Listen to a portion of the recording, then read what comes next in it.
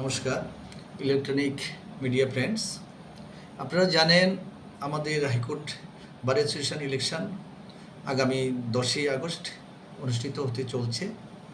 ওই ইলেকশনে আমাদের আইনজীবী উন্নয়ন মঞ্চ, যেটা আমরা বিজেপির লিগেল সেল থেকে তৈরি করা হয়েছে, সেখানে আমাদের প্রায় 14 জন ক্যান্ডিডেট আমাদের কন্টেস্ট করতেছে।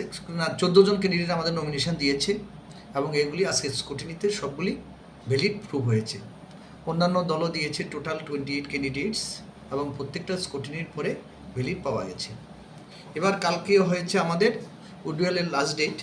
যারা যারা ইলেকশনে থাকবেন, যারা যারা উইড্র করে নেবেন, তা কালকে হয়ে যাবে। পরশু দিন থেকে আমাদের প্রচার শুরু হয়ে যাবে। টিম ওয়ার্ক যেটাকে বলি আমরা, দলগতভাবে আমরা প্রচার শুরু করব। এখনও আমাদের প্রত্যেক ইন্ডিভিজুয়াল ক্যান্ডিডেট তাদের ব্যক্তিগতভাবে তাদের প্রচার শুরু করেছেন এবং করতেছেন।